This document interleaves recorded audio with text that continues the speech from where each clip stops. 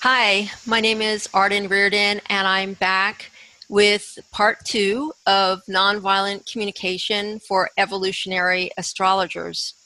And today, there'll be a little bit of review, and that's partially because there might be some people watching this and they haven't seen part 1, but also I think I want to dig a little deeper into some things and flesh out specifically codependency and emotional enslavement and how we can work with that to have empathy for those and maybe a deeper understanding of them.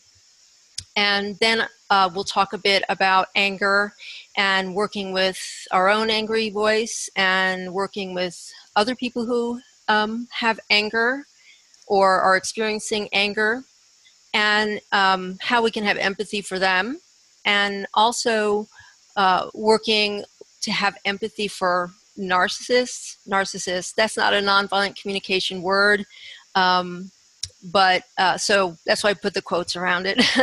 And then we'll talk about resolving conflicting needs and on how we could work with that. And then we have a volunteer. So I work with people who have experienced trauma and are ready to recover fast. I call myself a trauma release facilitator, and I work with a lot of different modalities. I really work a lot with the inner child and past life traumas, and I am certified in emotional freedom techniques and trauma releasing exercises, which is that somatic work of the neurogenic tremors and shaking. And I use a lot of nonviolent communication, and I do art therapy with people and for myself, and astrology and tarot are really, I use those for diagnostics. I do Uranian work. I'm finally realizing that's what I do, which is really just short-term troubleshooting to create dramatic change that facilitates individuation and freedom very quickly, like 1, 2, 3 sessions. My goals are always to help people to learn self-empathy and to help people to individuate. I'm not a certified nonviolent communication trainer, and so today, in sharing about nonviolent communication, I will do my best to maintain the integrity of that system. And the material presented here is really my system of using nonviolent communication with inner child work and individuation, and other concepts, applying that to concepts that are relevant to evolutionary astrology. So just a little review. Nonviolent communication is a language of peace and conflict resolution developed by Marshall Rosenberg. It's a practice of connecting with our core needs and feeling all the emotions about our needs without judging or blaming ourselves or anyone else. The process of releasing the stuck emotions helps us to envision more effective strategies to get our needs met without compromise or sacrifice or harming anyone. This process may take time, or it may happen quickly. When we choose to honor and fulfill our core needs and we surrender to this process, we start to live in service to our creativity, our self-expression, imagination, and we start to move towards our destiny. Nonviolent communication is a language without labels. We choose to stop using labels internally and externally. So we don't want to label ourselves or anyone else. Labels are tools to create hierarchy. They create class structures. Labels create inequality. Labels dehumanize people. If we, say judgments that label people like worthless, or someone's a criminal. These are all very dehumanizing in the sense that we're fixing somebody into a very narrow range of what is possible for a human to experience. Labels force our identity in a narrow role. That is basically what I've just said. It limits us. They limit us. Labels block transformation and individuation.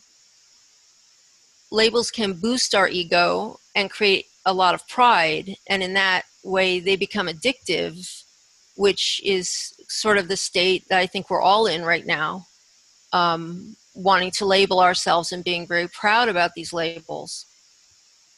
Labels maintain consensus reality structures, and I'll probably say more about that as we go along. Labels justify violence on the planet.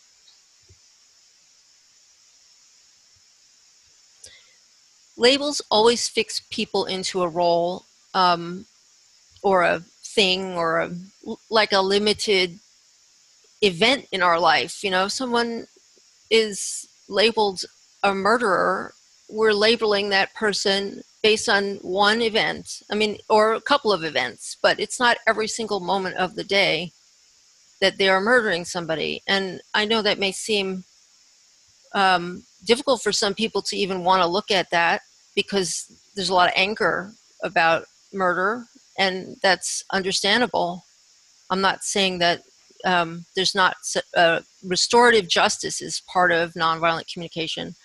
I will talk about this again later in the presentation. Underneath these labels, there's beliefs that people can't change, that they don't want to change. And, we judge them. They're narcissists, they're evil. But we don't really know their timeline, and basically what we're really saying is I need them to change right now on my timeline, and I'm not willing to give them time to go through whatever they need to go through to exhaust this really flawed strategy. In nonviolent communication, instead of labeling everyone and judging everyone or everything, we offer empathy to ourselves and others. And this is like the process of restorative justice. And Marshall Rosenberg did a lot of work using restorative justice system. So we give empathy to ourselves and others until we experience transformation and new ways of being and thinking just appear.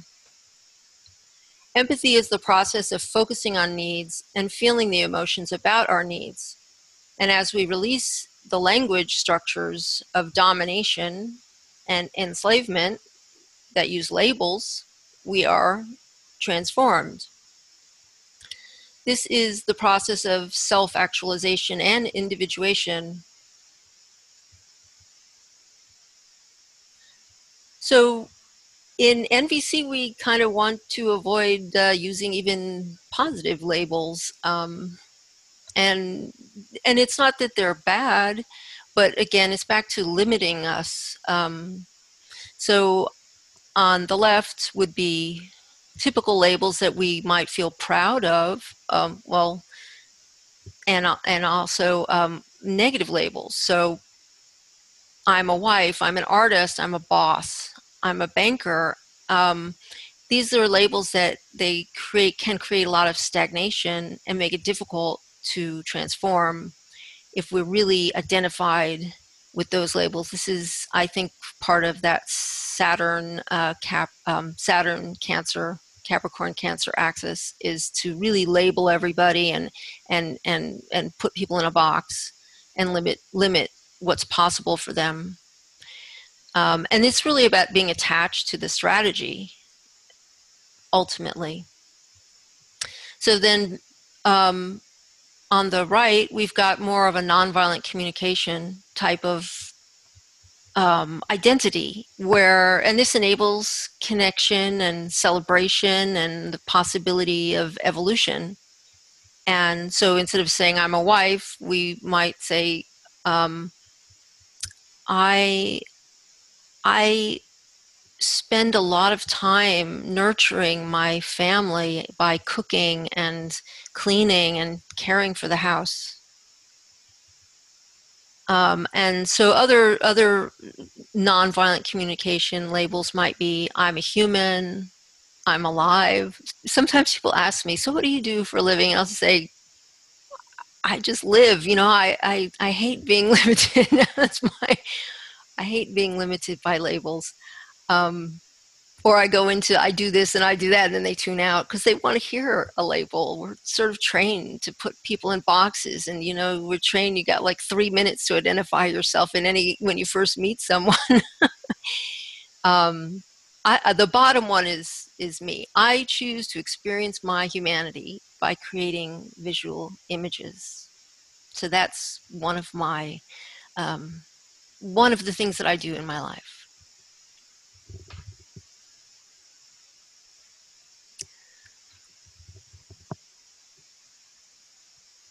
Oh, I'm going the wrong direction. Here we go. So nonviolent communication is not being nice all the time, feeling other people's emotions, making people happy, being a good person, putting the needs of others first, feeling happy and being in bliss all the time, repeating positive affirmations, willing yourself to be happy. And empathy, nonviolent communication, empathy is not sympathy. Sympathy is when we feel their pain or we share about our similar experience to create connection and to demonstrate that we understand. So now I want to talk more again about codependency and to dig a little deeper into this to understand it more, and then do like an exercise that I wrote, just like an example of how you could use nonviolent communication and apply empathy to yourself for a situation that might illustrate codependency in your life. So codependency is a relationship structure where one person is more likely to sacrifice important needs in the process of assisting the other person to get their needs met. The roles are generally fixed and unchanging, but they can flip sometimes. Codependency is a complex relationship structure of many unconscious behaviors, and we learn these strategies, these behaviors in childhood and possibly in past lives. Codependent behaviors generally fulfill some important needs such as stability, safety, or financial security. That's can be a very big need that maintains codependency structures in relationships. And we can have empathy for that. Needs that are sacrificed often could be something like self-expression, respect, autonomy, freedom, privacy, growth, transformation. I mean, there's so many. It could be just having time alone.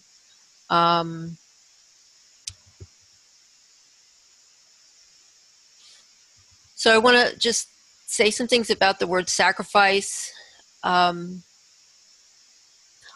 That's also not really a word that I think would be used in nonviolent communication, except to describe something like the problem of codependency. So Merriam-Webster defines it as an act of offering to a deity something precious, especially the killing of a victim on an altar, and the destruction or surrender of something for the sake of something else.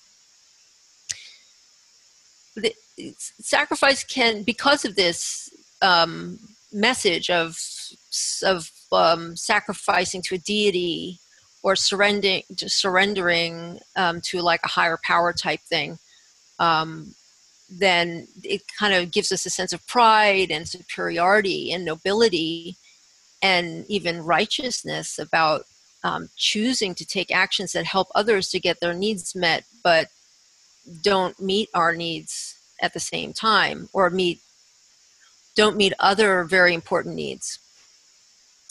But ultimately, then it's really about self-esteem, and of course we can have empathy for that, for the need of self-esteem being so huge in our life that we really need to keep doing this, keep sacrificing for our partner or for our work.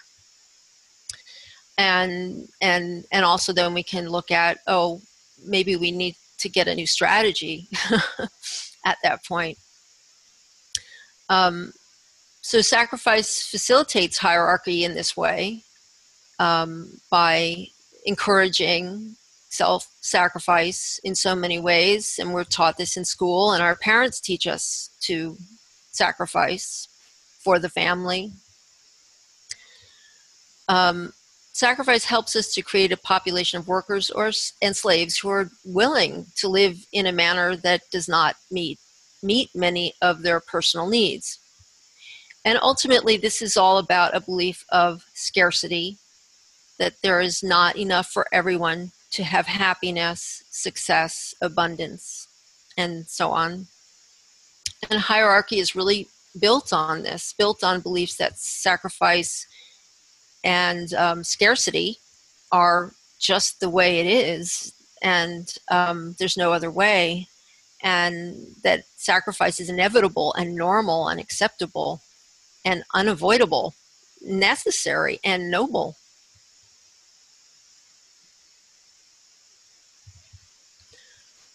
Codependency is always a partnership, and I think this is very important for us to really integrate into our system, because I think when we see it as a partnership, we're less likely to blame our partner, because it takes two to tango with this, and there's, it's polarized, it's a polarity. And that it creates this perception that there's an imbalance. They're getting everything they need and I'm not getting my needs met. But in fact, both people are not able to meet very important needs. They just happen to be maybe different needs. So one person is getting some needs met and the other person is not getting those needs met, and then vice versa. So both are really dependent on each other, and both are emotionally attached to flawed strategies. Both operate with magical thinking and either-or thinking, which I'm going to explain in a moment. Both are in pain or recovering from trauma. Both are unconsciously reenacting trauma or archetypal patterns. And those archetypal patterns can generally be found in the natal chart. Both are emotionally enslaved, and that's when we we kind of have poor boundaries. So if our partner's in pain, then we are in pain. It's just like lightning fast. There's no choice or not. We just find ourselves upset. And we also, it's when we blame them. So the other person made us angry or made us unhappy. So that's also a form of being emotionally enslaved. Both are blaming the other person because their needs are not fulfilled. And both experience resentment and anger, but probably about different things.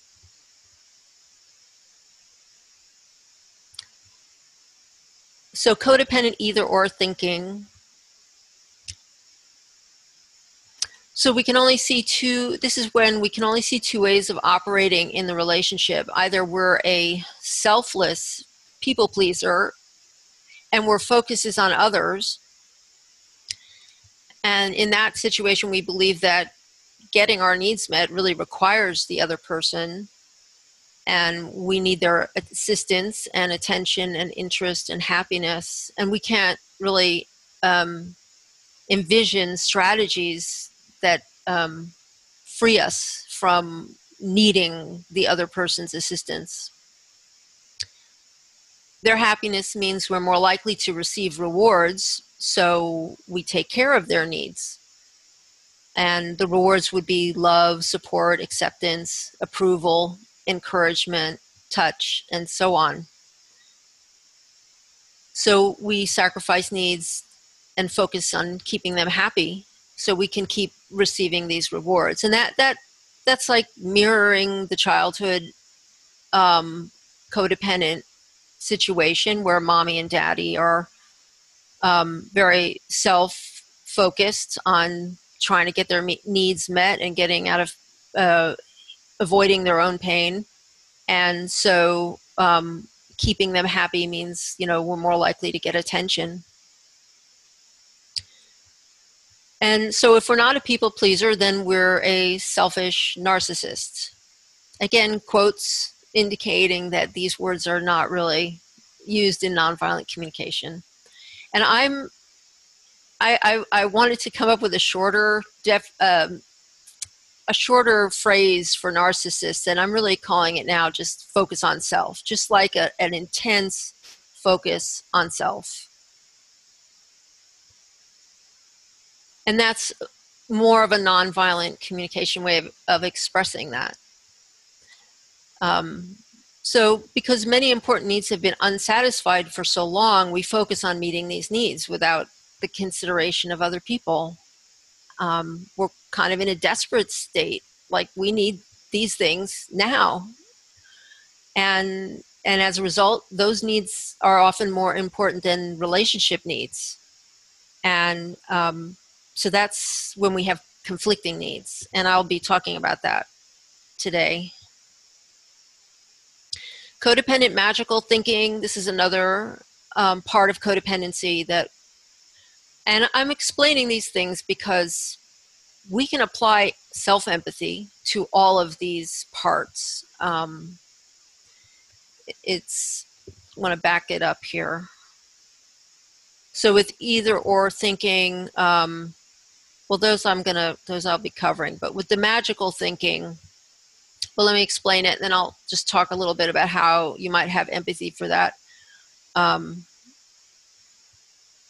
So it's when we believe our partner has the power to know what we think, need, and feel at all time. And so there's really no need to make requests or share, and we don't need to say anything. And then we get really angry when they don't behave the way we want them to. Or, we might make indirect requests, which could lead to being accused of someone accusing us of being manipulative, right? So because we're afraid to make direct requests. So he should know these are like statements that we might say that indicate magical thinking. He should know what I need. Why do I have to say it? She should know what I like. He should know what I expect him to do. We might do this even with our children. She should know me more than I know myself. That's kind of a big one. Like the Cinderella fantasy of some Prince Charming who knows exactly what we want, and we never have to ask. So, we can have empathy for, this is sort of a child voice, and we can have empathy by it's always connecting to the needs.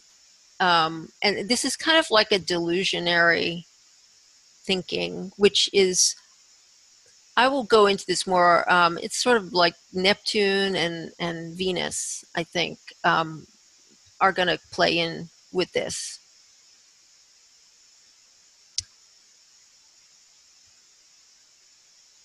Emotional enslavement.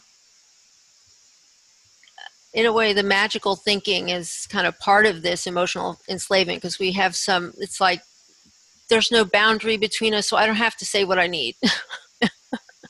He should just know. But there's a lot of aspects to it. You know, we believe that our pain is caused by what they said or did, and vice versa. You know, they'll say, so we'll say something like, you know, you made me feel blank. That would be like a message of emotional, this lack of boundary, because our feelings are always what we're telling ourselves about what they said.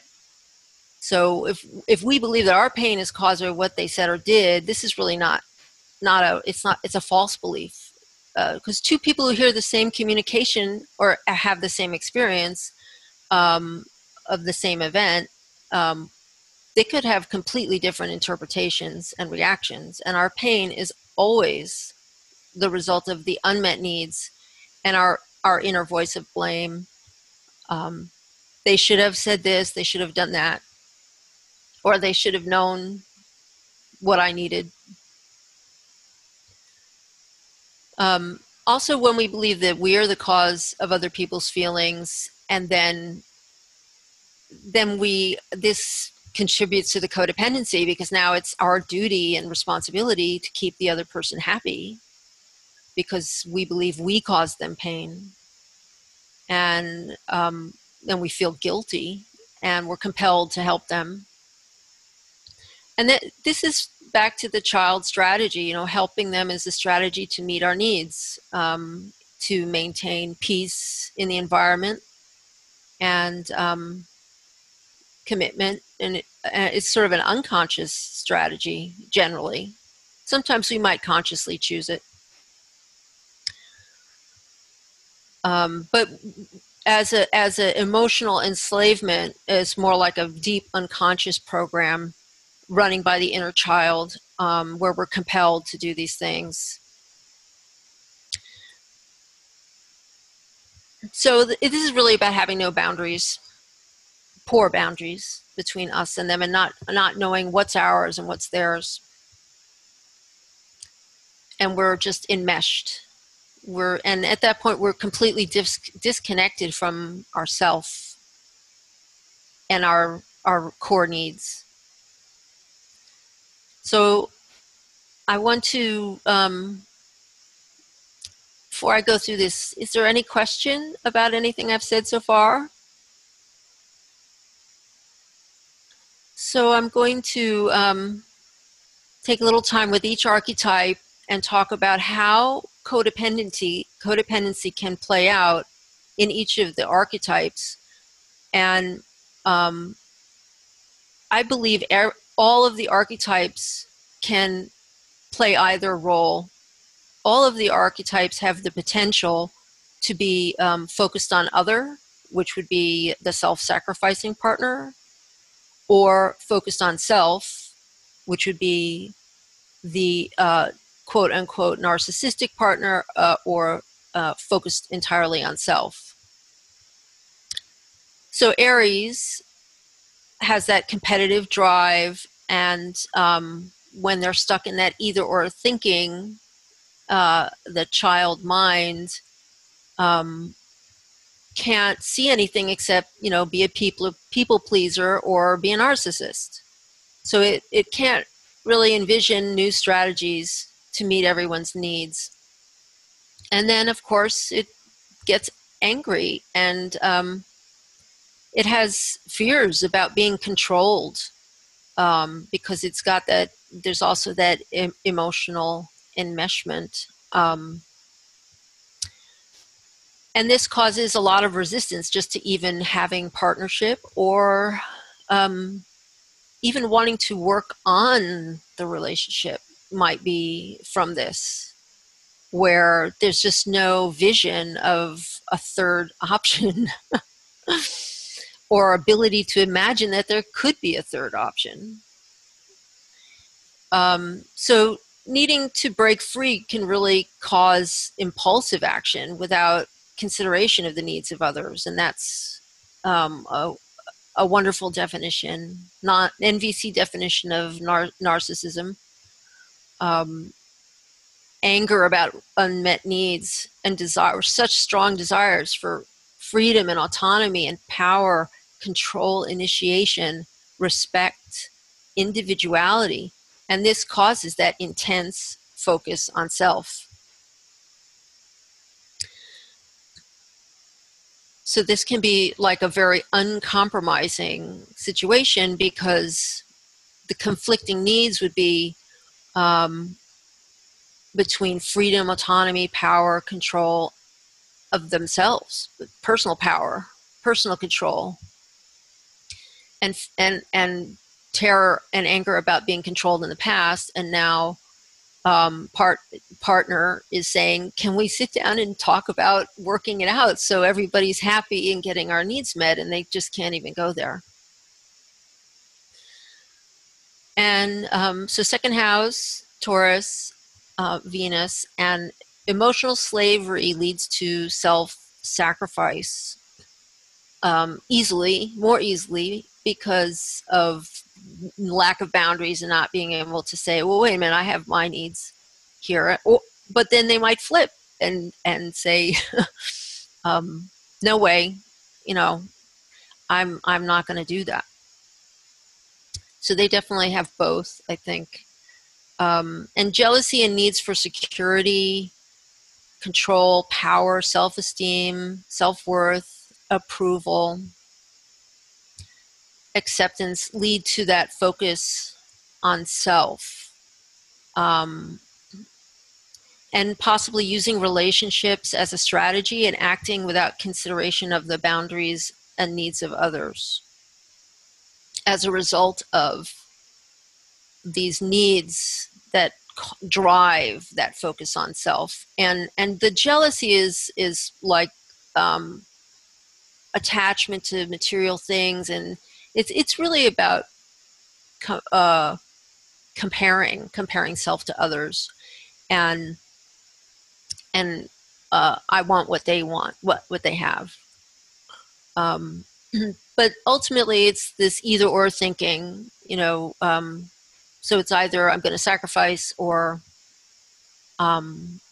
needs to control and have that like self-esteem and self-worth really driving the need for self-esteem and self-worth, driving a focus on self. Cannot envision strategies that meet the needs of all parties.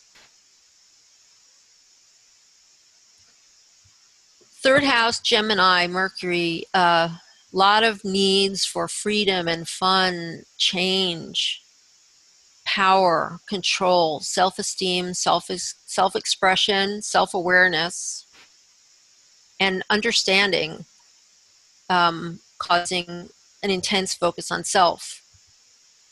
And then the other side of the coin is being emotionally enslaved, chameleon, praising others and adapting for others to maintain a relationship, and belonging and security and stability.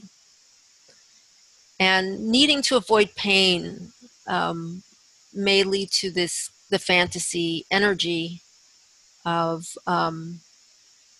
like a fantasy based on a delusion about the self and the other, like a fantasy bond.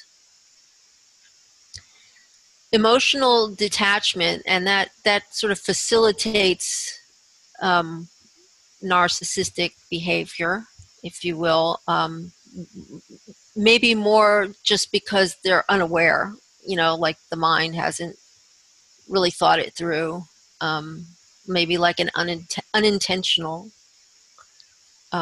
operating without awareness of the needs of others. Fourth house, Cancer and the moon. Emotional slavery leading to sacrificing needs while nurturing others as a strategy to meet needs for connection, love, belonging, and self-esteem. So nurturing, comforting, caring, mothering, it feels like it's both a need and a strategy here.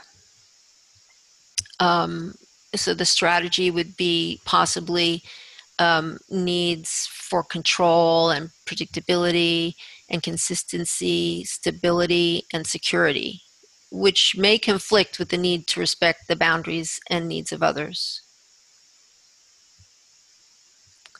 So I don't want to sound like I'm, anti-mothering here, but both. It could be both. It can be this coming from this loving energy of I'm willing to sacrifice, and obviously, I think about sacrifice. There are times when sacrifice is almost like I imagine a horrible situation where two people are like in a life raft in the middle of the ocean, and there's not enough food for two people, and the mother says, I'm not going to eat, I'm not going to drink, and because I want you to live, and that's like not what I'm talking about here. I'm talking about this sort of autopilot, everyday sacrifice of needs. Any comments or questions on anything I've said so far? Okay.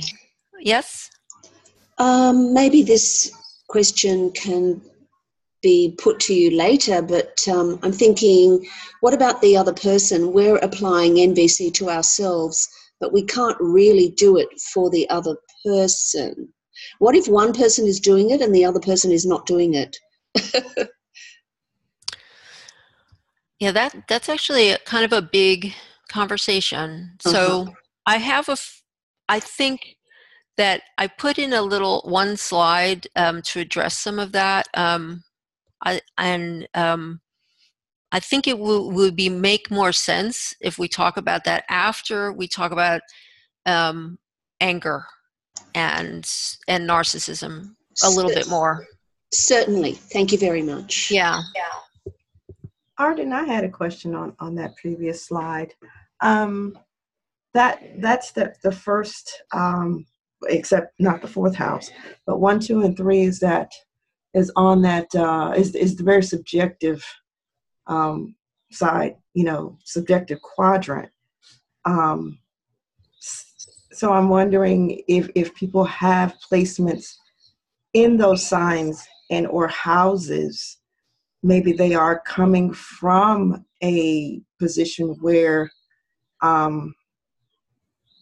they definitely were codependent, enmeshed in, with other people, and they have those placements there so that they can learn to meet their own needs, because in all reality, you can't meet anybody else's needs.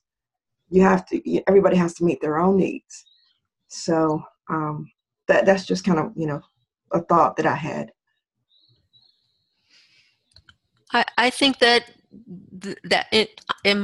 I think that kind of applies to all the planets. I mean, I don't know, maybe I don't know enough about it, but wouldn't you think that every placement really kind of is, every planet is sort of that way? It's like, this is what has the gifts we came in with, and now we're going to take it the next step, or and some, I guess it would depend on the phasal relationships. Yeah. It just, I was, like I said, I was thinking, that especially that first quadrant, first objective, so yeah. Hi. But yeah, definitely all of them. Did somebody else want to comment on that? It sounded like some. Hi. Yeah, hi, thank you. Yeah, I had a little question or something to say, Okay. and to see what you thought about it. Well, I think that we're here to, this is just like, aren't we here to learn how to be in relationships? Because, like, a lot of times if one person's coming from one side, they always go like 480, they don't just always go to center. And then they have to kind of learn how to balance out. And to me, if we didn't have relationship, then we would never learn how to be in one, because half the time people's communication skills are just on two different wavelengths. And like, so to me, it's like we have to be have the desire, the capability to learn. I mean, I don't think anybody just always knows how to do everything correctly. The desire to transform relationships, that's really, I think, a big problem that a lot of people have in relationships is one person wants to transform the relationship and the other person, it appears to be resistant. And, right. And so there's a lot. I do want to talk about that later in more detail, but what I want to say is that just that I think it's really important to understand that they're on their timeline and they have these, it's like somebody who's angry in a nutshell and needing to get all the, like, back to Aries, you know, this need to have autonomy and freedom may be so important that they're sacrificing the relationship needs. And so it's like, yeah, I want to have relationship because I can get sex and I can get, you know, somebody's there for me and helping me in various ways and cooking or whatever. And, but maybe that's like all they need, you know, and they're just not, they need to like get to that place where they've maybe, I want to say, exhausted, exploring this, and they're ready to evolve the relationship to something. I think what you're saying is that not everybody is like 100% in. Like, but people are in for different reasons.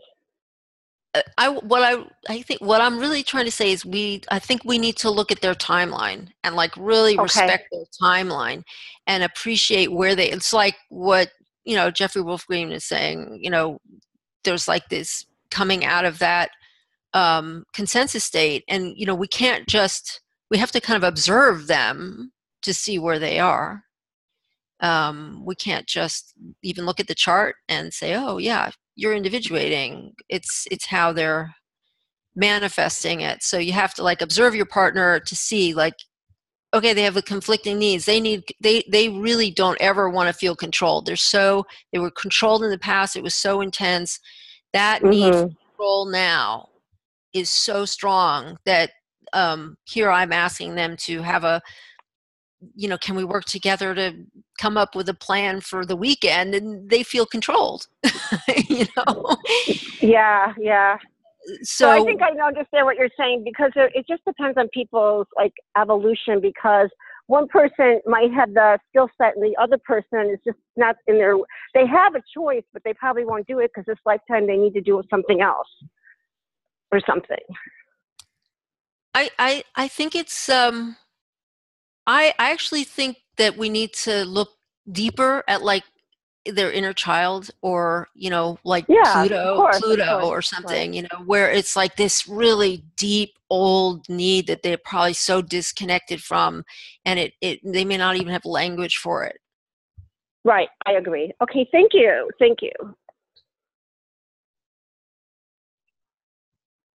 That was a great question. Thanks for asking that.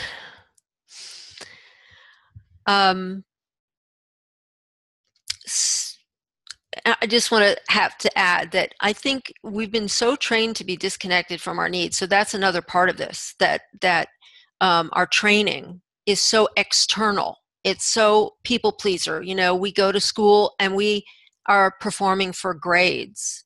We're then performing for applause and recognition. And we were not being taught to connect with our needs. So now somebody who might have that Aries, you know, like knee-jerk reaction to perceiving that you're controlling them. And it's not just Aries, there are other archetypes that would do that.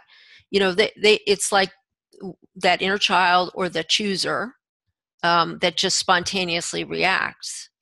So it takes, I think, personal commitment to want to transform that. And, you know, like, I think if you use MVC in relationships, it's possible to start learning how to phrase your requests in a way that you can, I'm not going to say you can change them, but what you can do is get to a place where you've neutrally given them a choice.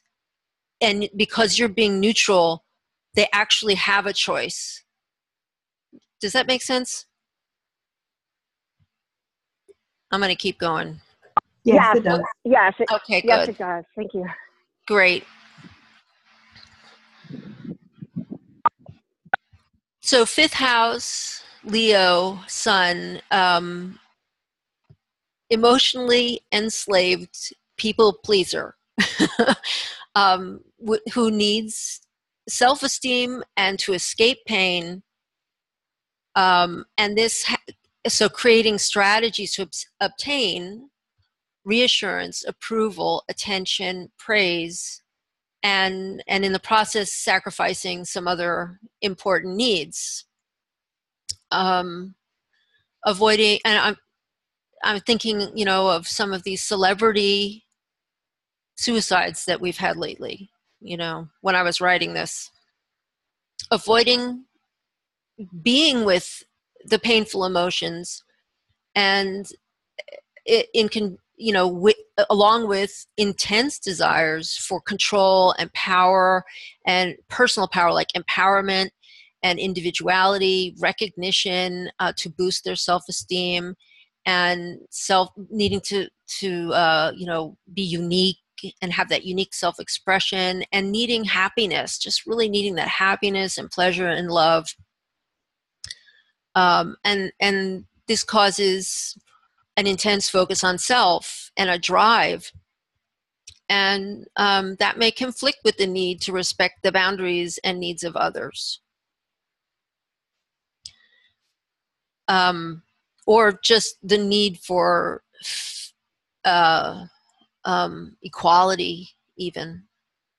Like equality in a conversation where I say something, you say something. Like that kind of equality. So 6th house, Virgo, Mercury, emotional slavery with either or thinking, and this creates a situation of sacrificing needs while serving others, being that rescuer, martyr, victim, or a really good worker. And it could also lead to acting without considering the boundaries and needs of others. So either or. Focus on self, resulting from low self-esteem, jealousy, shame, resentment, perfectionism, that inner critic, and strong needs for acceptance, understanding, self-awareness, like that introspection, needing to understand the self, and respect, recognition, control, and power. The need to avoid pain is also big, and so it causes focus on self. And so I'm thinking like about my own life, and as I have a lot of Virgo, 4 planets, Uranus, Pluto, Moon, Mars in Virgo.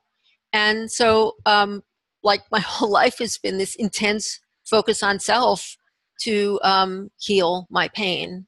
And it's, like I can't even deal with certain people's problems, like out of my face with that, and there's nothing wrong, it's like, if we can look at it through this lens, I'm hoping that we can start to have empathy for the intense need driving this quote unquote narcissism.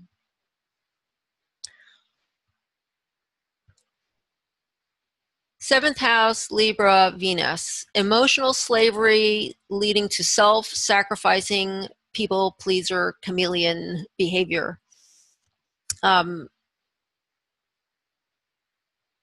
Needing to, and I want to say again what that's about, because this is so, when I was writing this, I was like, my brain was spinning after a while. So the emotional slavery is like, there's no boundary. So they're in pain. We got to fix it. Make them happy and do what we got to do, transform ourselves to make them happy.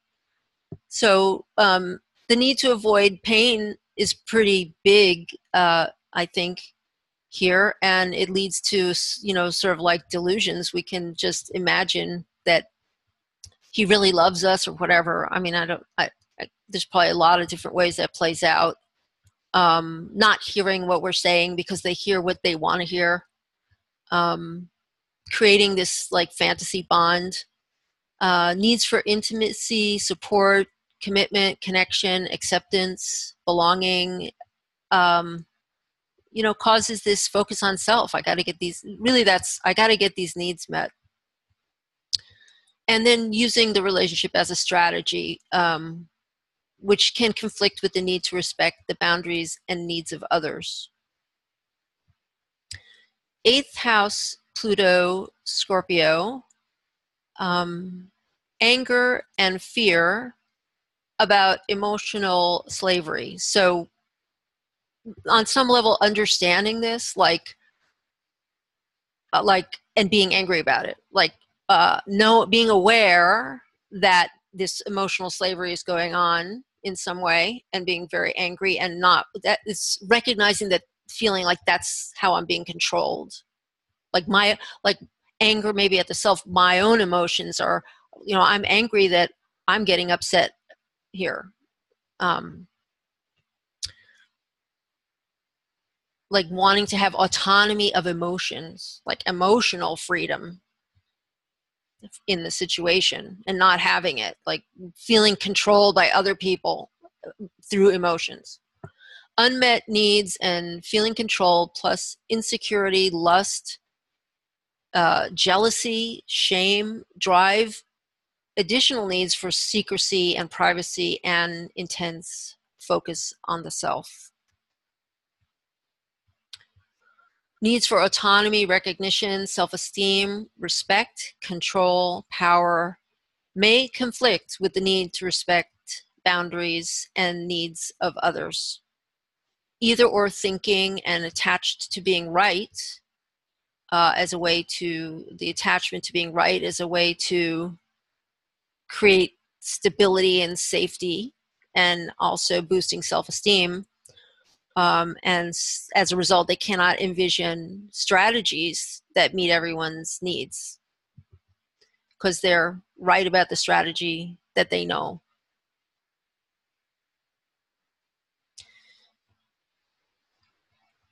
Ninth house, Sagittarius, Jupiter. Need to avoid painful emotions may lead to optimistic delusions about self and others, that fantasy bond again.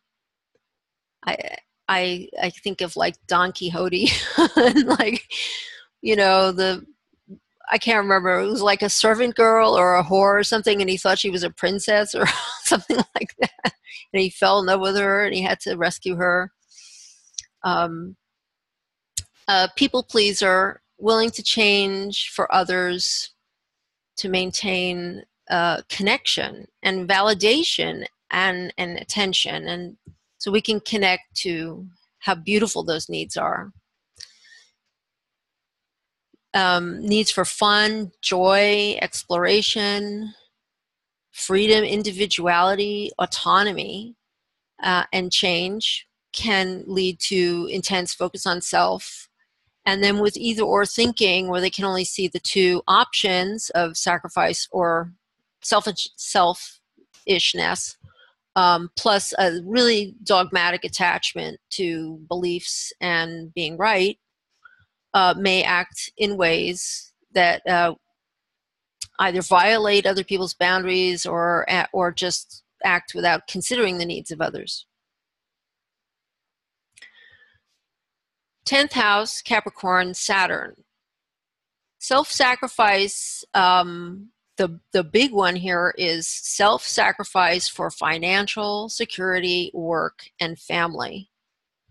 And creating the structures that we have that that's like the foundational message of our world. You have to sacrifice if you're going to have financial security and work and family through work, financial security through work.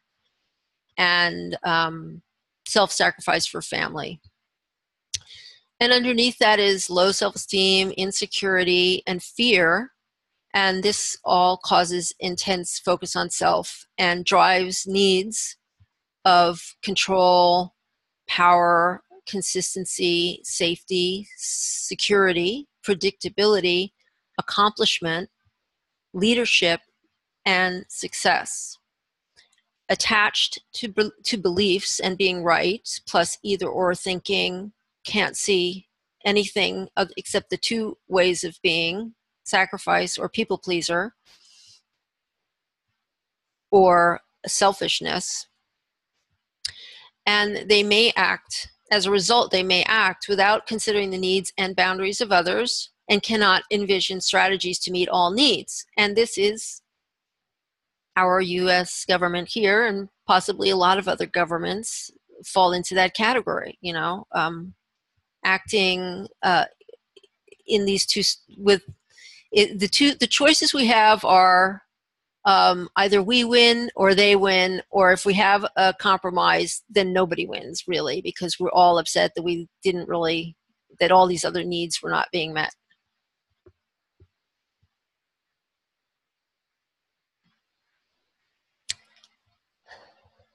'11th house, Aquarius, Uranus, needs for individuality, autonomy, individuation, originality, experimentation, change, challenge, accomplishment, control, power. And I mean, when I say power in all of these, I mean either, it could be like either side there, like personal power or power external, like power over.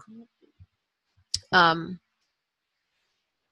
that all of this cause like an intense focus on self. And they may act without awareness of the needs or boundaries of others as a result of like their ability to be so emotionally detached and inadequate communication, and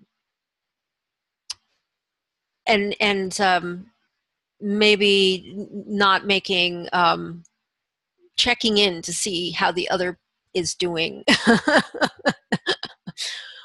I have a lot of Aquarius, so I really try hard to make sure I check in. You probably noticed in the last video, it was like, anybody have questions? Because I've been accused of operating without, you know, without asking what the other person needed. And so I can relate, or I feel that this is describing me in some at some times in my life. And I think like the need for individuation, if you're going through the individuation process, which is that Aquarian process, really, you got to be alone. You got to be focused on self. It's just how it is. And we can get angry about it, that they're focused on self, or we can understand it. The need for self-esteem, I think, leads to being attached to these beliefs and being right for all of these archetypes that are attached to beliefs and being right. And Aquarius may sacrifice needs for a cause or humanitarian service, but the cause could be my boyfriend, you know, or you know, it could be a bigger cause. If they can make anything into a cause. So 12th house, Pisces, Neptune.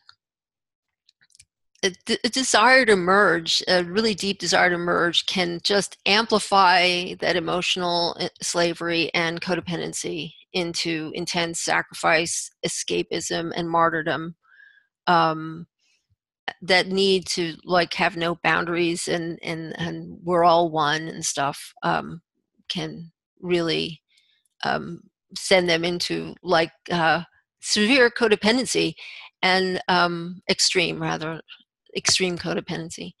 The need to avoid pain causes also this intense focus on self, and then they might have delusions about themselves and the other person, which creating this fantasy bond. And that's sort of, again, I talked about this before, like living in the fantasy bond, and it's sort of a dissociative state, attached to beliefs and strategies and being right, and then using relationships as a strategy with either or thinking, and sacrificing needs while serving others in this savior rescuer role, or acting without awareness of the boundaries and needs of others. So there's like, it can go either way, either sacrificing needs or acting in ways that appear to be focus on selfish. So any questions or comments on any of these? Yes, I've got a comment. Of course, we are made up of all the archetypes, and, maybe a few of them are operating at any one time, or maybe they're all operating at the one time. But it just made me realize that some archetypes the expression of some of these may be unskillful and others may be really skillful. And that, so have you, is that part of your presentation? Say more about skillful. Skillful at what? At applying NVC. What else? Oh, okay. Yeah. Well, I mean, I don't think the perfection is there, really. I think there's always going to be a little bit of this, of this stuff coming out. But I really appreciate what you're doing. Thank you. Yeah.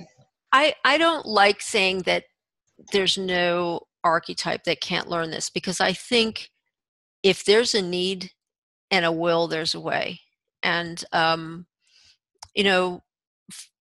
Marshall, there's some really great stories in the YouTube videos where Marshall talks about going to war zones and working with people who are being bombed and stuff like that. And when there's a drive like that, boy, I think all the rigid concepts of what we think these archetypes are could be thrown out the window. You know what I mean? So I think it's kind of dependent on what is their timeline. Are they still really driven to play around with something like power? Like they just want to explore having power in all these different ways, and they don't, and through strategies they want to explore those strategies. And so we just have to, I guess I'm trying to leave the door open for the possibility of change for anybody given the right situation. Excellent. Thank you. Mm-hmm.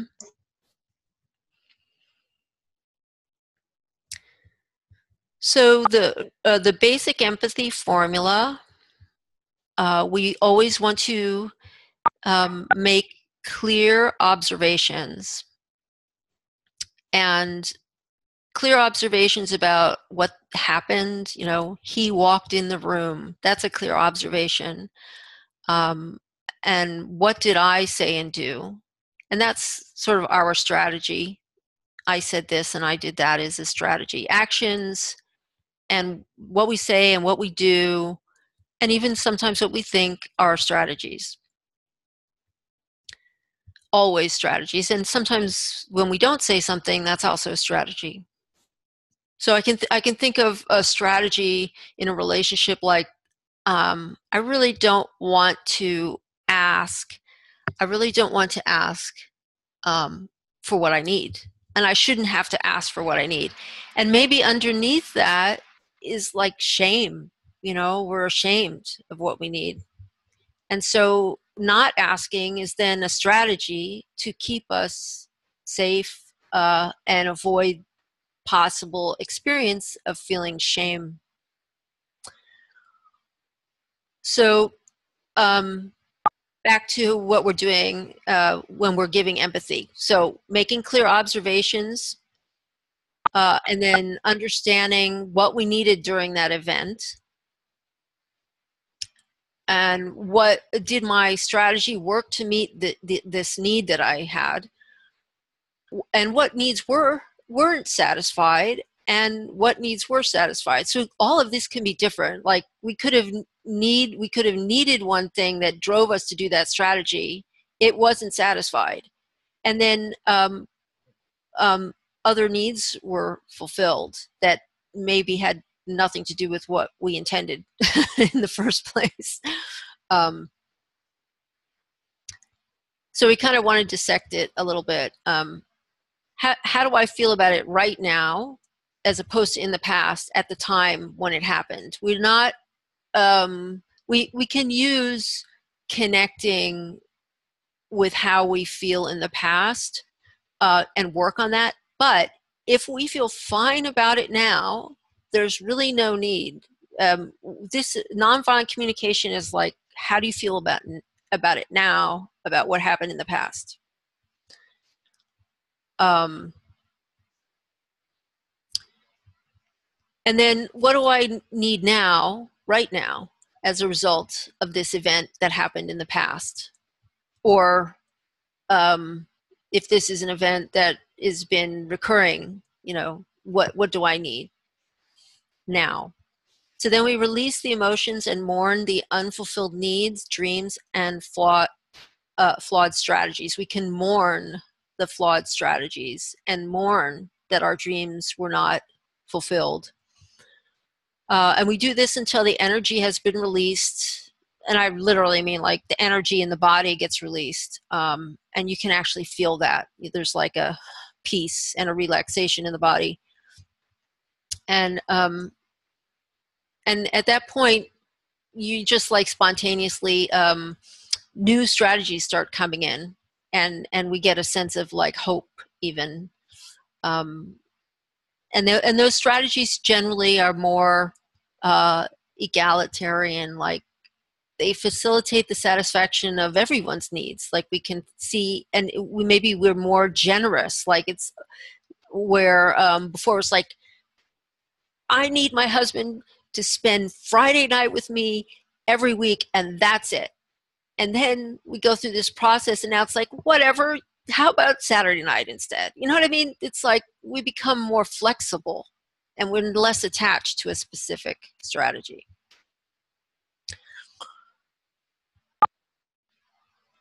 And also within that, the new strategies coming in are generally healthier strategies. There are strategies that facilitate the needs for everyone. So it's like, well, my husband really needs to go on Friday night to hang out with the guys, and I respect that. He needs that guy time. So, okay, I'm going to be flexible now, and it's okay. I'm not doing it out of sacrifice. I'm doing it because it's all good. It's like it's just a different energy happening. And then we also are able to envision strategies that don't harm anyone or the planet. And actually, Marshall, and maybe it'll come to me which video it's in, but there's one, I think it's creating life-serving system within yourself. And he's talking about working with rapists, fathers, and their daughters. And it's really moving. And he also talks about working with inmates and helping them to go through this mourning and the whole how like the community. This is restorative justice, where and like the Navajos have this system called peacemaking, and it's similar, where the community gets together and they allow that individual to mourn what they've done. And like an apology is a cheap cover-up. It doesn't work. It's not transformational. It's just this quick, cheap thing, and it keeps everything suppressed. But then when the perpetrator or the person who did something that didn't meet the needs of everybody else in the community, then they can, you know, be supported and mourn until they can really release that. And then everybody wants to help them. It's like a natural thing. Like all the people who are angry, now they all want to help that person to come up with healthier strategies. It's a beautiful, beautiful thing. There's a lot of information about restorative justice on the internet if you're interested in finding out more about that. Okay, so here's my example of a hypothetical situation, and like if it was me, you know, I'm gonna, like, how I would give myself empathy. So clear observation. He asked me to help him move that night, and I chose to help him. I only had 4 hours of sleep, and the next day I was very tired and feeling angry and depressed. He didn't call me, and he never said thank you. So that's my clear observation.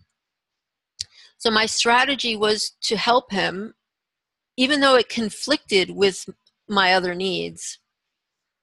But I did not tell him I didn't say anything about these other needs. I didn't tell him about them, and I didn't ask him to thank me or to call me the next day. So that was my strategy. I agreed to help him because I needed connection and reassurance and closeness and partnership, companionship, acknowledgement, appreciation, purpose, meaning. And what's coming in now is I needed to be needed. I needed to contribute, to feel useful, to matter, and to feel the warmth of love. Did my strategy work to meet these needs? No. This experience makes me realize that I need caring and kindness, respect, dignity, equality, commitment, consideration, reciprocity, security, and celebration in all of my relationships. Now I feel furious and ashamed and sad, afraid, lonely, insecure, frustrated, discouraged, fragile. I feel regret, shock, despair, because I don't have these needs met in my relationships. My inner voice is saying, what's wrong with me? Why can't I have a relationship? He should have called me, and he should have thanked me. But he's so selfish. He's a narcissist. Right now, I need self-esteem and self-love and self-worth and self-empathy. I need to mourn, and I need to nurture myself and rest, and I need hope and faith that I can get these, that I can create these, a relationship where my needs are getting met. I need more effective ways of communicating, and I need better strategies. And I need empathy for other people, especially my partner. So, any comments on this or questions?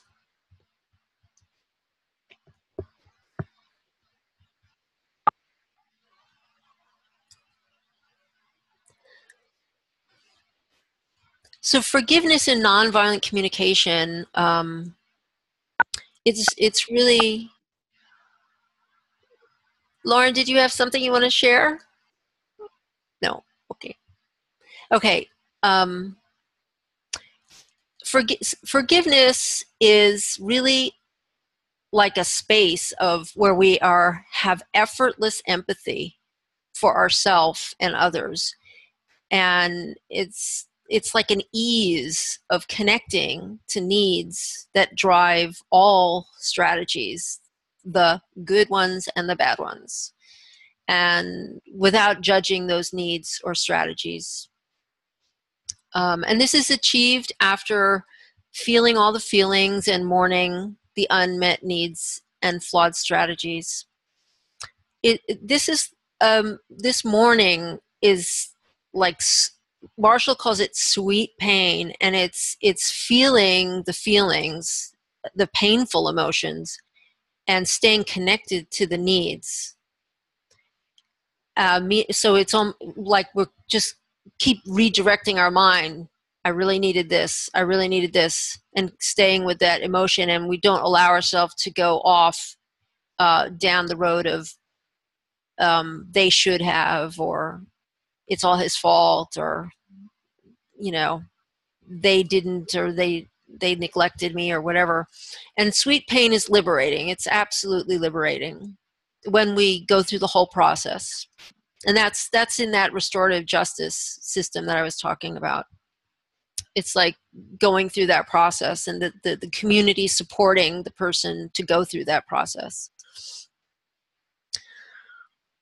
In that situation, and Linda asked this before, like mourning as in the restorative justice is something that is done in the community. It's done in a group intentionally. Nonviolent communication forgiveness is not forcing yourself to think positive thoughts about the situation or about the other person. It's not a partial effort, which would sound like I'm still angry, but I know she did the best she could. And that's just an attempt to avoid judging or blaming, which is, something that is a valid thing to do. But it's partial. And forgiveness is not sympathy, where we, say something like, we all make mistakes, so I can relate to it, and nobody's perfect.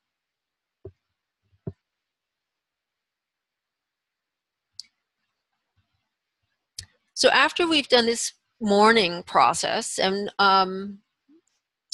we start to think of new strategies, and we become open to new strategies, then we might want to really start thinking about what strategies meet our need for love.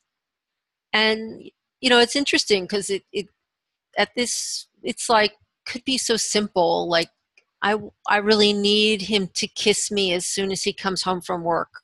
I mean, sometimes it's that simple. And then when we get connected to something like that, boy, it makes such a big difference. And we don't judge ourselves or feel guilty about it.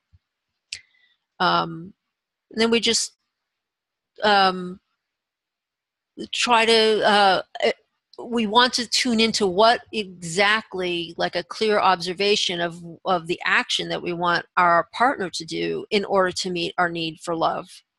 And this helps to get clear at this level, helps us when we make requests. So making clear, direct requests for specific actions is really key part of not only getting your needs met, but it's like foundational in nonviolent communication. We want to avoid vague language, justifications, and words that indicate a demand, such as you have to, you need to, you should, or I deserve. And we want to avoid using too many words. That's a big one. So if we start out with, well, I know that you visited me yesterday and I spent a lot of time doing this, and you're like trying to justify our request, they're going to tune out, So we want to be like kind of Aquarian here of, short and sweet, to the point, use that Mercury and use that Aquarian energy. And gee, that could also, apply to maybe like Saturn, maybe like just do it,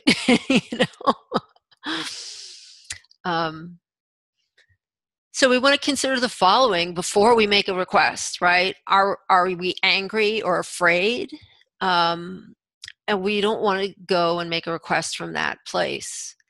unless it's like urgent, of course. Then sometimes we have to do it, and then we have to deal with the fallout, and that's. But now, once we have this process down, dealing with the fallout is a lot easier when you have self-empathy. So we want to consider, are we speaking from a place of scarcity or abundance? The scarcity is that attachment to strategy. And how will you react if he or she says no? And are you attached to a strategy? That's scarcity. Or getting a specific response, like wanting them to say the magic words that you need them to hear, but you're not willing to actually ask them to say those words because they're supposed to intuitively know it, and then depending on your answers to these questions, you might want to say, it's not time yet to make a request, and I need to give myself more empathy, because if you bring all, like, anger and fear and scarcity, come from scarcity, and you're still reacting, you still know that you're going to react if he says no, and you're attached to, he's got to say yes, I just cannot take a no. Then you really need to step back, do your inner work, and a lot more self-empathy to get ready for that request. So, any comments, questions? Yes, very often when we're in the heat of these experiences, in the thick of it, it's kind of very hard to think, although the thinking is still there and you have to think really fast. And so I'm hoping you will cover how to do this, how to apply NVC pretty fast. Okay. I can talk about that right now. Excellent. Practice, practice, practice. And when I say practice, it means just, start making self-empathy like a mindfulness practice, like daily. So, and the more you clear out that, the attachments, like to getting a specific response, for example, and the more you clear out the pain and the more you mourn, you will have so much more freedom to be with people's responses. So, like in the first video, I was saying that I really have not mastered empathy for other people, and I a lot of that is because I just haven't had a lot of experience working, using nonviolent communication with people. A lot of times, I wanted to get into this later more, but they might resist and get even more angry. Like, someone's angry and you say, I'm sensing that you're angry, maybe because you really needed safety. And if you say that to like a Mars person, I hate to say, I don't mean to be labeling like that, but someone who already has that strong need to have freedom, and they might turn it around on you, like, I'm not angry and you're controlling me, or just go crazy, and they could amplify it, is what I'm saying. So at that point, we really need to have empathy on the fly, and I am going to talk about this. We need to be like in the moment, and I have a slide for tips for how to deal with other people, and how to work with other people. Oh, can I ask something? Yeah. Do you have an NVC quick action plan that works in any situation? Well, something to revert to automatically that will have more of a chance of working, that you don't have to really think it through too much. Well, what do you mean by working? What does working mean? Applying it. Applying it to yourself or in a situation. So how would you know it worked? What would be the result that would tell you that it worked? You would just know. You would feel it. How would it feel? It would feel good, really It would good. feel good. Yeah. So I'm going to guess, I'm going to kind of translate what you're saying. From what I'm hearing you say is, I can imagine, I'm feeling like I'm in a situation where I really need somebody to respond in a certain way. And how can I use NVC in a way to ensure or give me a very high probability that they're going to respond the way I want them to respond? Is that kind of what you're asking? Yeah, that's one part of it. Or it could be that, or it's the other way around.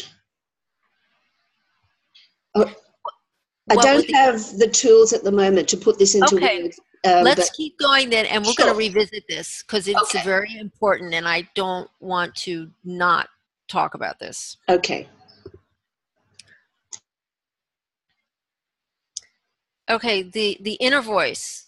And so I mentioned emotional slavery, emotional enslavement before, and so this is a part, like similar part of it is, or version of it is when we're enslaved by our own inner voice. And when our inner voice is screaming about what we did wrong and how we should fix it, but we're emotionally attached to our old strategies and we don't have the tools or skills or imagination to envision a new way. So we shut down the inner voice because we don't want to hear that screaming.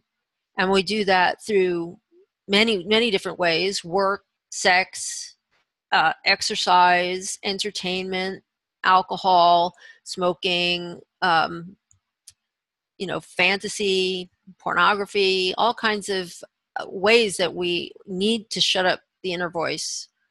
The inner voice is responsible for our depression, anger, fear, anxiety, frustration, and so on. The inner voice, it pushes people to act violently, and it pushes people to commit suicide. We escape the inner voice with addictions, obsessions, compulsions, denial, fantasy, eating disorders. Self-empathy is about working with the inner voice. It really is about working with the inner voice at its core and connecting to the needs and the feelings of the inner voice.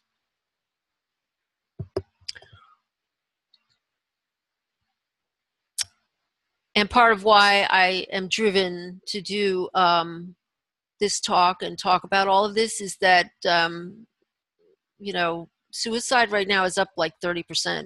It's unbelievable. And I feel compelled to talk about using self-empathy for the inner voice, because in my experience, it's the inner voice that leads to such despair that someone might want to check out. So the inner voice is the voice of the inner child. And when we avoid and deny and escape the inner voice through willpower or addictive behaviors, we are suppressing the pain and it doesn't go away. The trauma remains stuck in the subconscious mind, and we will recreate the archetypal pattern of our trauma in relationships and work and other whatever situations. Over time, this can make us sick and give us cancer and all kinds of illnesses. And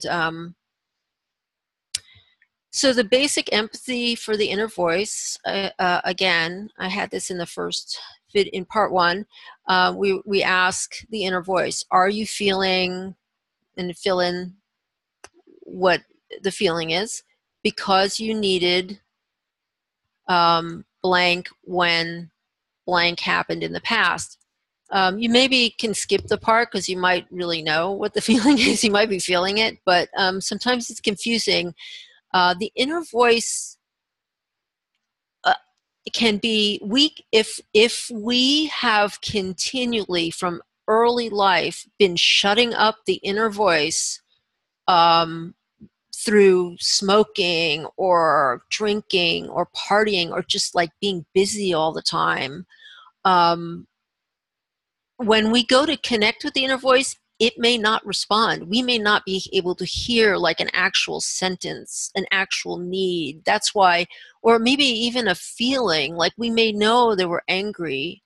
We may experience that. Again, that's sort of like the superficial layer. It's always the superficial layer is anger. So the are you feeling question is like to kind of dig down, like what is it really about? Like it might be more like despair, you know? And then, you know, we continue to ask or talk to the inner voice and say, and you really need me to know how much pain you're in right now because your needs are not met, not being met in this current situation or in my life now at all.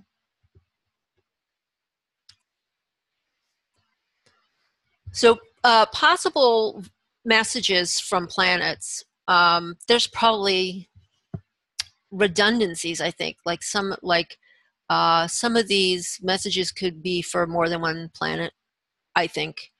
And but so these are like the big ones that I feel are coming through, and that I think you know, personal planets really have inner voices. Maybe like the outer planets might not have them so much. Like when I think of Uranus, I don't hear a voice. My experience of Uranus is I'm in a room and the walls are closing in on me. and if I don't go and move forward, I am going to be crushed. So it feels more somatic, you know. So Mars, I hear a clear Mars voice. You know, it's anger at other people. They should, they shouldn't. They are controlling me. And they shouldn't be doing that, you know. They shouldn't be controlling me, and I'm angry because they shouldn't be doing that. Venus, Taurus, comparing self to others, and having that jealousy and lust, and then, you know, I deserve what they have. Or insecurity, like I'm worthless. And then Mercury, Virgo, shame. I think a lot of shame there from perfectionism. You know, I screwed everything up. I'm inferior. There's a lot of shame in that. And guilt from the emotional enslavement of feeling like, oh, everybody's upset and it's because of me. My boss is upset and it's my fault or something. So then, you know, it's my fault. They're in pain, and I have to help them. I have to fix this. Pluto has a voice, so that's one of the outer planets that I think really does have a voice. And it's that comparing self to others and jealousy and that lust. So it's more, instead of saying I deserve what they have, it's like I want that. I desire. It's like such strong desire. I must have what they have. I must get what they have. And then that existential guilt of I shouldn't have been born. That's a possible message too. Saturn, and actually since part one, I've really been looking at Saturn as a voice, and I think Saturn may be the strongest for all of us, because it's really internalizing these external messages of the Saturnian structures, and then it's repeating them at us. So, you know, get with the program, you know, what's wrong with you? You don't have a career. You should be a better mother. You're never, or like messages of catastrophe. You're never going to succeed at this rate, you know, that kind of stuff, right? So it's, it can be pretty loud.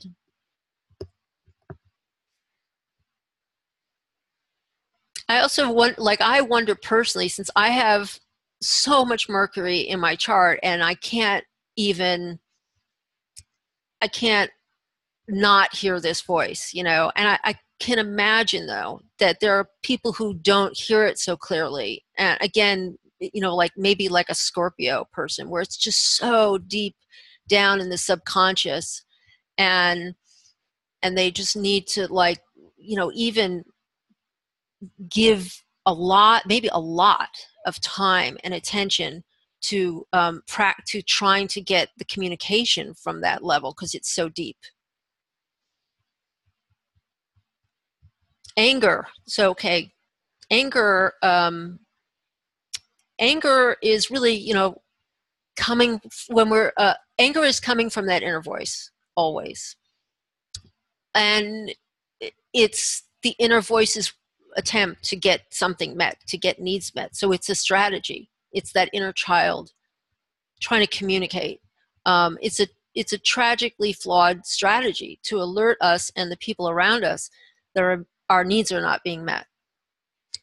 And it's a result of codependent either or thinking, and also the magical thinking.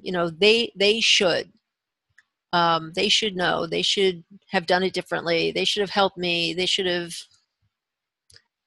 on and on and on, and the resulting from the magical, from the either or thinking of, either I'm controlled or I'm sacrificing.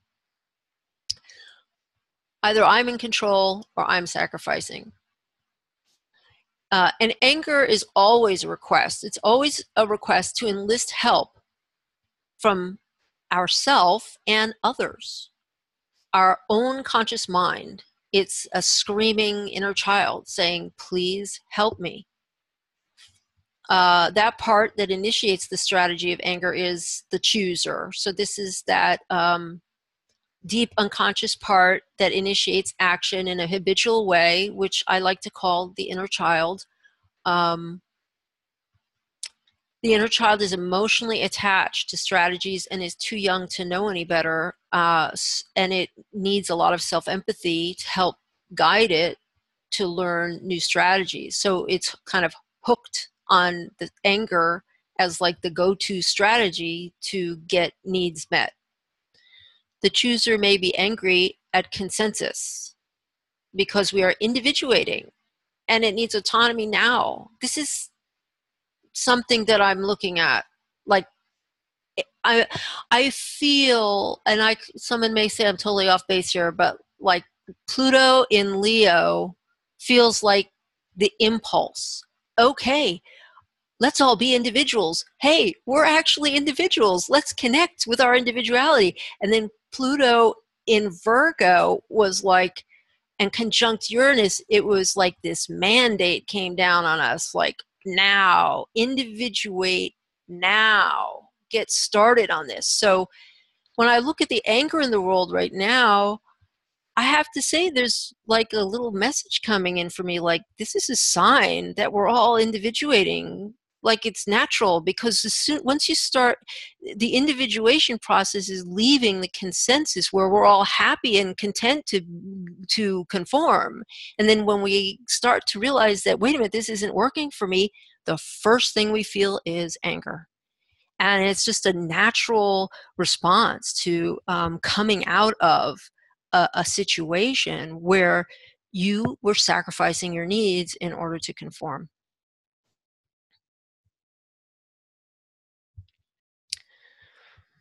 So when we're angry at other people, anger is always the emotion that results from blaming others for our unmet needs.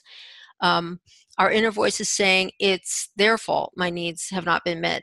They should have done this. They should have said that. And it's a flawed way of making a request. Instead of making clear requests, we judge people and label them. He's a narcissist. He's a sociopath, and so on. And so that's the external voice of anger. He's a this, she's a that.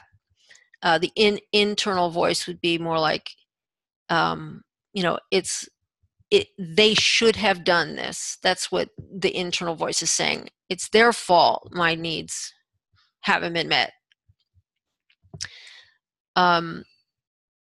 So to see the needs behind the label of something like he's a narcissist or she's a sociopath, we may need to first translate the label into a clear message of they should have. So if the message of our anger is he's a narcissist, we'll just stick with that one. He's a narcissist.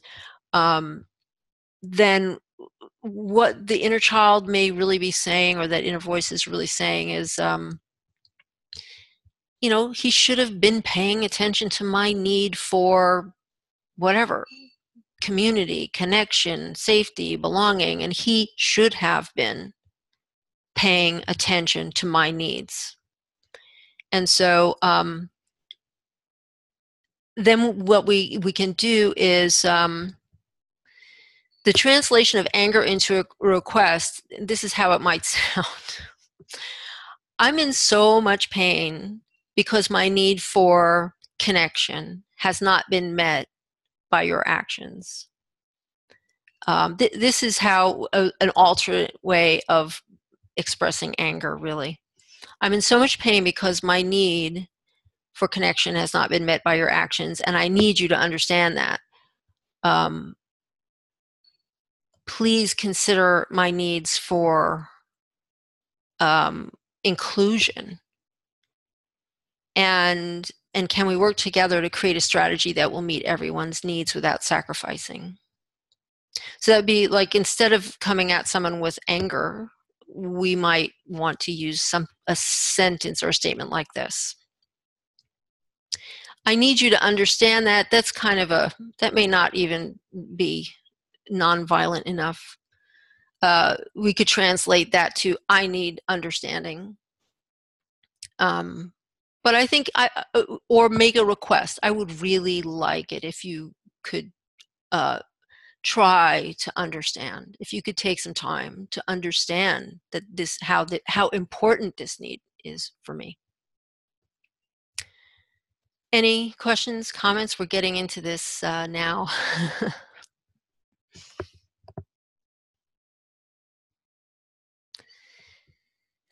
Anger at the self is also always a request. So when we're angry at ourselves and we hear that inner voice of judgment, self-judgment, and we're angry about our flawed strategies and unmet needs, our inner voice is asking us to do better in the future. That's that inner educator or inner motivator.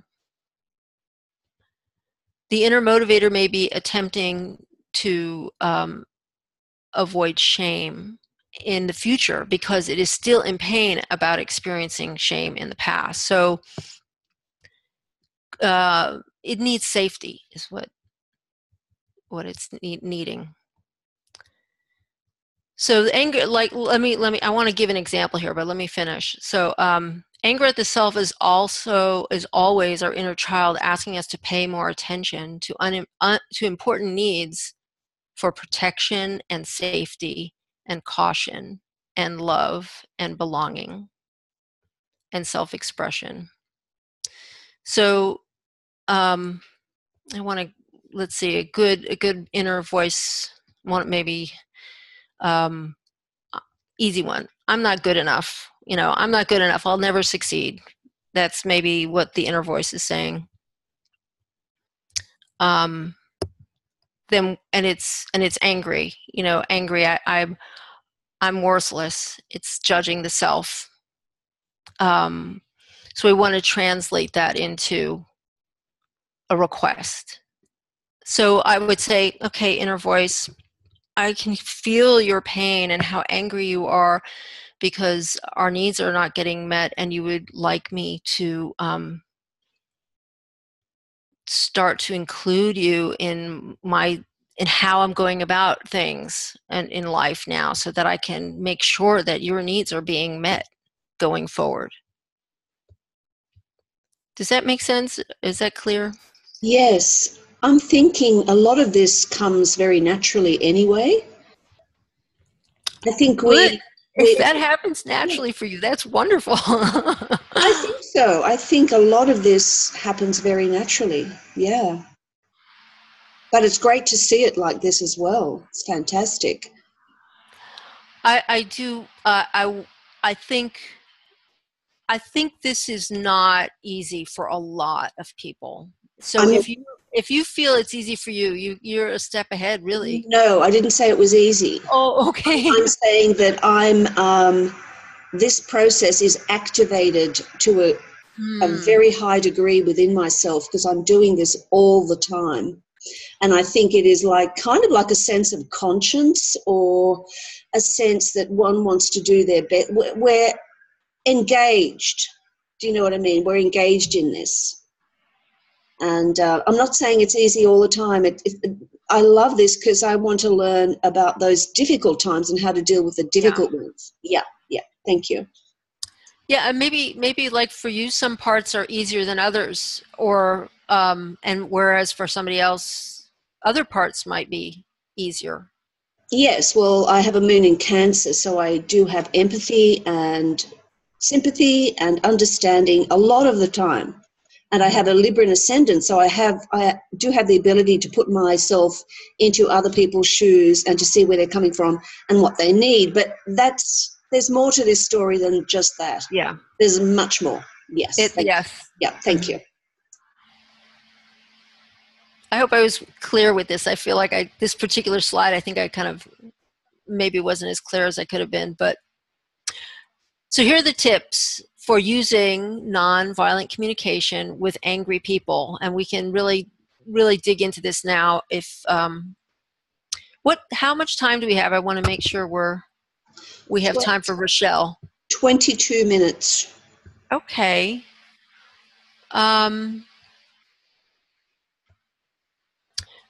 We're almost done.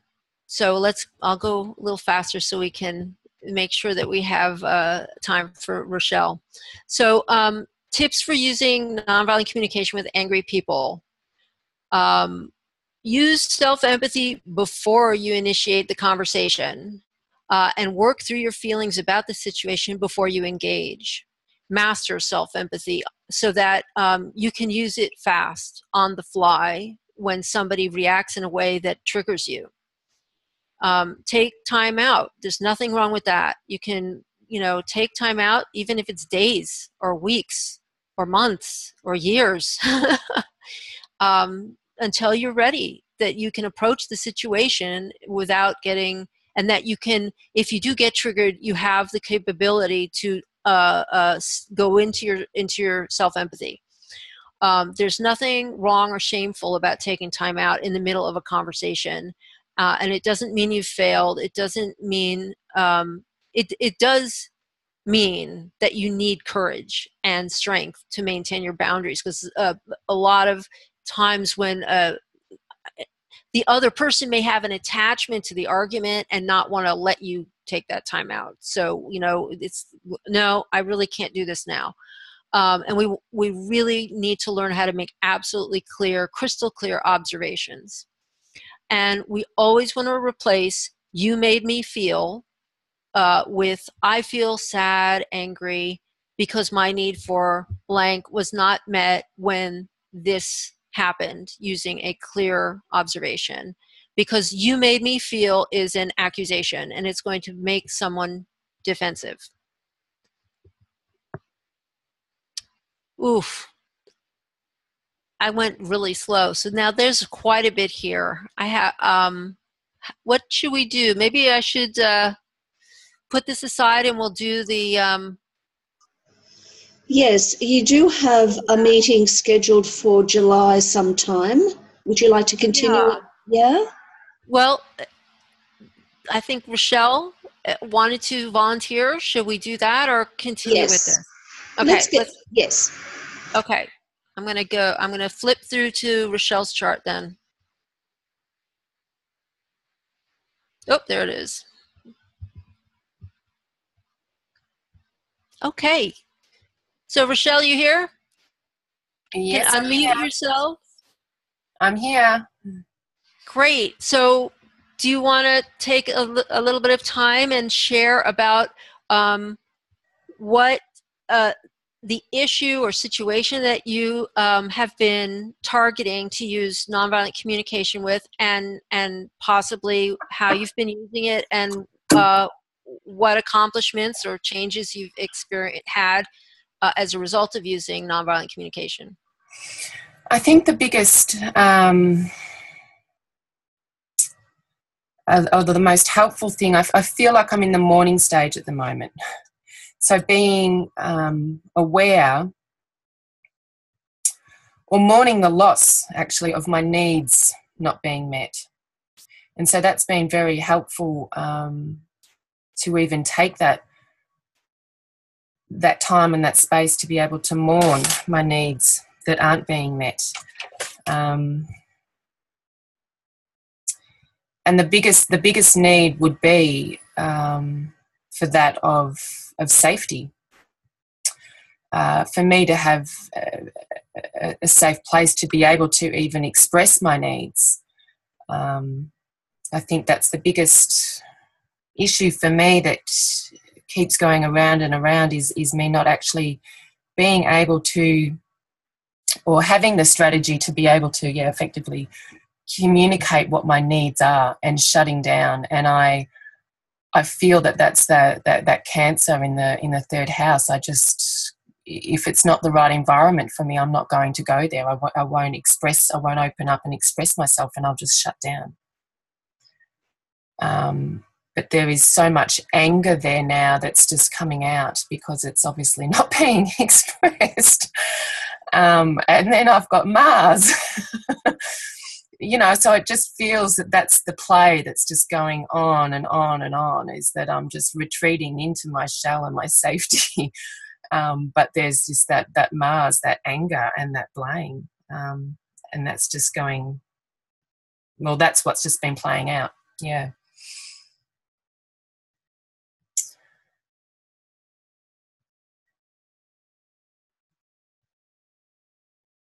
Unmute. Yes. Yes.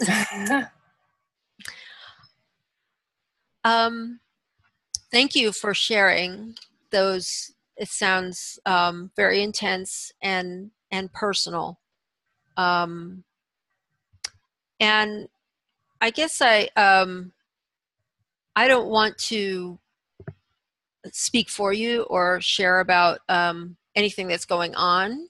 Mm-hmm. So what I hear you saying is you're in a process of mourning, and I want to ask you a couple questions about that, maybe so other people can experience, kind of understand what that's about. Like, are you able to stay focused on it, and like, if other voices come in to try to steer you back into blame, is that like, how does that feel for you? Is like a dance, maybe?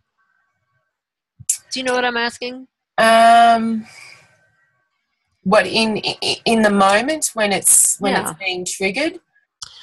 Well, or... I guess what I'm saying is, how does the mourning, how are you working with the mourning is really what I'm asking. Are you resisting it? Are you being with it? Or are you... I think just being with it. Actually, being with it and having the time to feel. I'm feeling an array of different emotions. There was just so much anger at first, but then there's sadness, I suppose.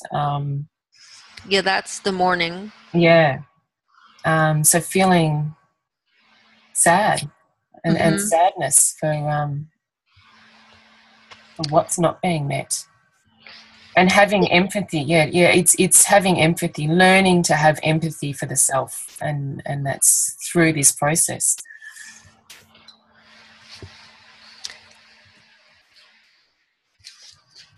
So I wrote some notes down here. Yep.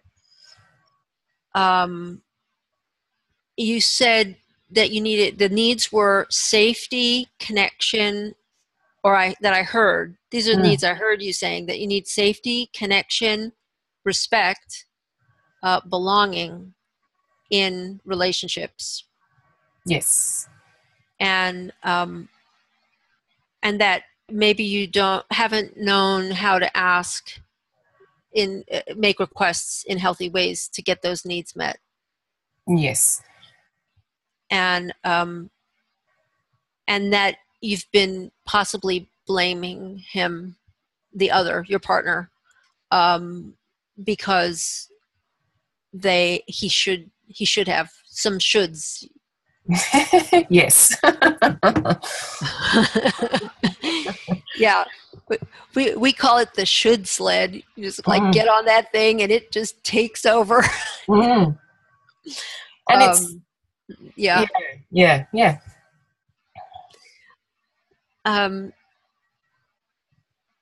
And that you like the anger goes way back.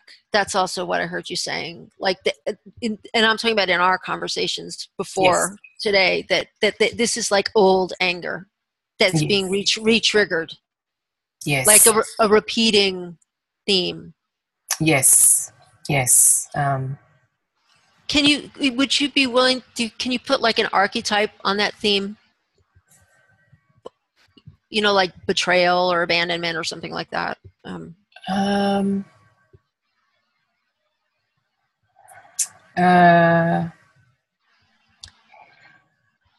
can't think at the moment. Because I heard you say safety. What about disharmony? That Libran archetype there. Inequality, maybe. Yeah, that feels inequality. Yeah. I've got so many notes and was trying to write everything down so I would be clear, but now it just seems all... I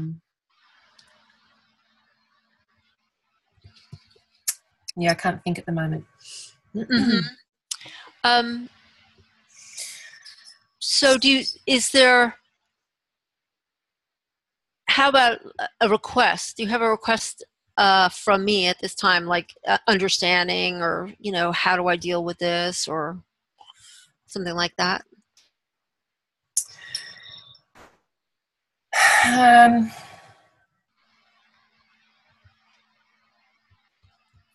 God, I have so many. But right now, and this is actually a perfect probably example, because it's like, and when my partner, I know his needs are, he needs the information, and he needs it quite direct and straightforward and to the point. Whereas now, in this very situation right now, everything seems like it's shutting down, and I can't think straight, and I can't give the answers, or I need time. It's like, I need to retreat back into my place to center myself, or even just to think what it is clearly happening. So it's a perfect example, because it's happening right now for me. So that feels like you need a boundary. That feels like you need a boundary. I'm Pisces. I have a lot going on in Pisces, and it's something that's I've struggled with my whole life, is finding my boundaries. And yeah. Could I say something? Yeah. Go ahead. I'm noticing here a beautiful grand trine between Uranus in the 7th house of relationships and your Sun, Mercury, Venus, and Mars, which is the water archetype. But what I'm noticing is that Uranus is on the cusp of the 7th house.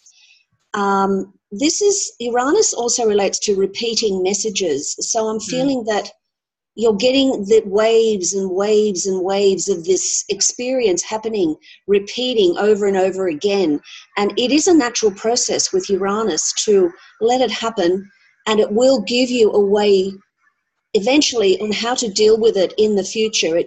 Some people can actually see the future, It's like a vision of the future. So I think that's operating for you quite well. But yeah, it's water, and you need to sort of flow along with it. It does. I can relate to that, because I feel like at times, you know, I have the understanding, and I can, even though I can see what's playing out, even though I might be stuck and reacting in the same way, it's like I have the understanding, but it's still playing out that way. And I suppose there is hope at some point it will be different. Well, that seems to be in the too hard basket for me, so I'll Arden can comment on that one. Yeah. But I do see the help in going down this path with the non-violent communication of that maybe being, well, in my strategies and having the self-empathy, not having the self-empathy and being able to mourn. That's something that I have probably not done in the past. So that alone might just be enough to shift and change. So I want to point out one thing that I think might help, which is that I think it's a strategy to, like maybe from Mercury, Venus, to kind of dissociate and escape when there's some discomfort. And that is what, so like you're talking about how like the boundaries, you can't erect them. It's almost like you go into like a freeze, maybe like a freeze response. Mm. And so in that could also be a trauma, like it could be Uranus in a trauma signature, a sign of some trauma that happened in relationships at some point that has put you into like a freeze response. So I'm cautious to, whenever I see that, I want to be tread lightly, because you never want to bully or push a freeze response to stop happening, because it's obviously there for a reason, for a very good reason, to protect you from something. And possibly like the reenactment could then be like reenacting some past life or childhood trauma that maybe you don't even remember, and could be causing this, where it's like, oh, and then I just can't speak, I can't. How does that sound? Yeah, I mean, there was the incident, the one incident I do remember as a child with the singing. I don't know if that's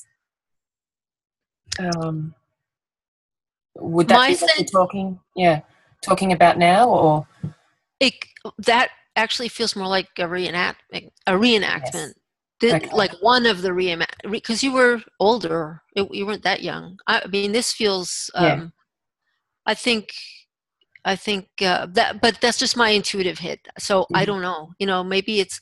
I think if you went, maybe the way to do work with this would be to go back to that event, the singing, the trauma around singing, and I mean, look at the symbology of that. Like you can't express yourself, and you can't speak. You're being told that your communication is inadequate, wrong, bad and flawed. And so, and you could do work on it using self-empathy, where you, work directly on it. Like my need, in that case, you may not actually, if you're dissociating, you're probably not going to feel anything. So it kind of becomes intellectual at that point, but it'll still work. It just may take some time, maybe take more time. Yes. Or you might not have the results you need at first. Mm-hmm. Does that make sense? Yes. No, very much. Thank you.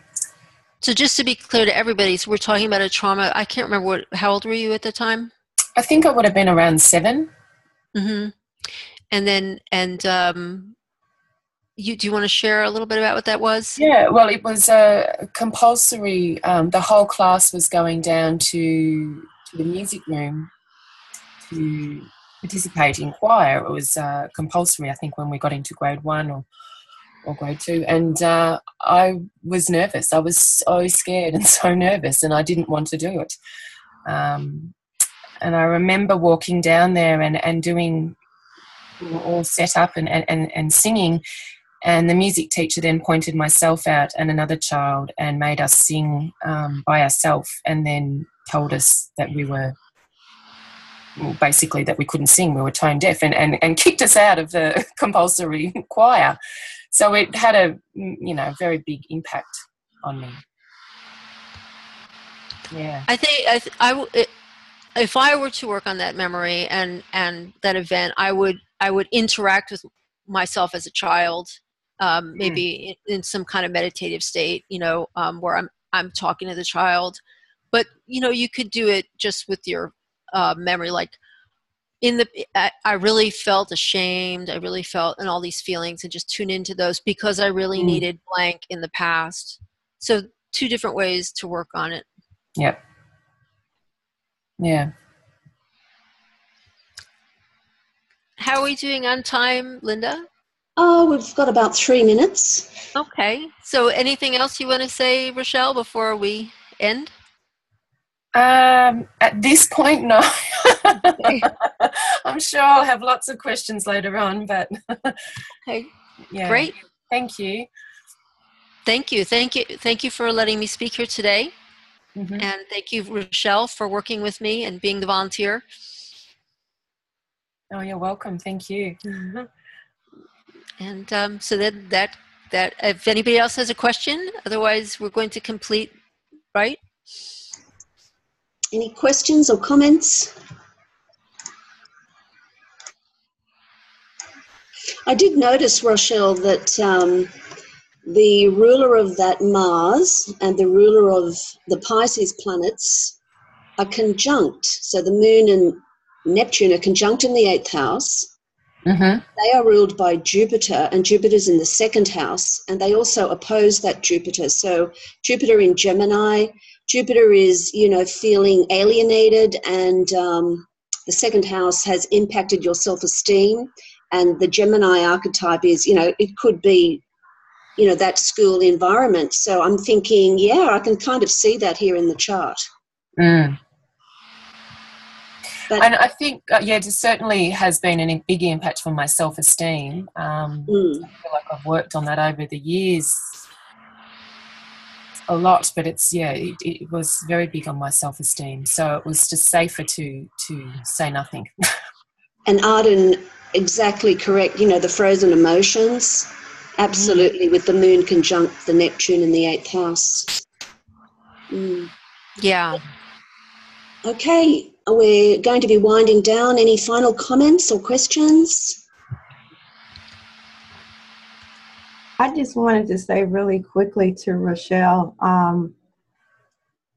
maybe to when your partner's asking you for information, maybe get him to understand that to give you time so that you have time to mull over it, especially when it's, now if it's an emergency, of course, but for non-emergency type things, give you time to respond. Yeah. I have learnt over the years to be very descriptive and to the point and direct when he's after certain information, but if it's anything to do with my feelings and my needs, yes, that's exactly what I need. I need time and space. Thank you. Okay.